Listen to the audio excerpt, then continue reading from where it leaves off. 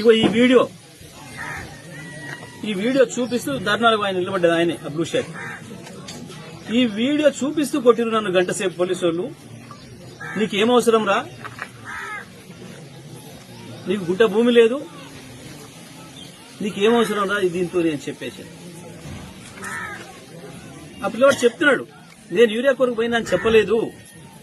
Urea కొరకు మా రైతులు ధర్నా చేస్తున్నారు, మా ఊరోళ్ళందరూ బాధపడుతున్నారు, నేను వాళ్ళ మద్దతుకు నిలబడ్డా అని చెప్పిన అని చెప్పి ఇంత స్పష్టంగా మనకు కనబడుతుంది. ఇక్కడ ఇది చూపించుకుంటేనే కొట్టినారు అని చెప్తా ఉన్నారు. ఇవాళ మధ్యాహ్నం నుంచి వెళ్ళి పాపం పోలీస్ అధికారులు నానా తంటాలు పెడుతున్నారు, జిల్లా పోలీస్ అధికారితో సహా. ఇక్కడ మేము వస్తున్నాం, టీఆర్ఎస్ బృందం ఇక్కడికి వస్తుంది అనగానే మొత్తం సోషల్ మీడియాలో పెడుతున్నారు. అది ఏదో వాళ్ళు కొట్టుకున్న కేసు,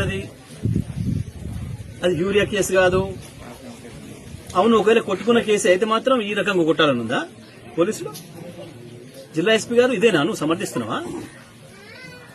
కొట్టుకున్న కేసైనా తిట్టుకున్న కేసైనా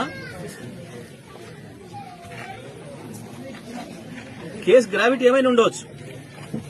పోలీస్ అధికారులు మీకు ఒక పద్ధతి ఉంది కదా, మీకు నియమావళి ఉంది కదా, దాని ప్రకారం కదా పనిచేయాలి. ఇష్టం వచ్చినట్టు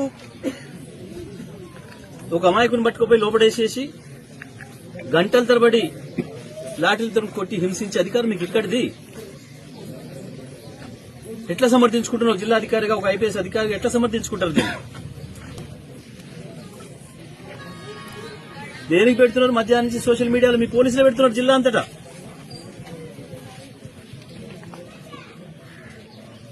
తప్పించుకోవడానికి ఇది మార్గం కాదు. ఇంకో చోట ఇరుక్కపోతున్నావు.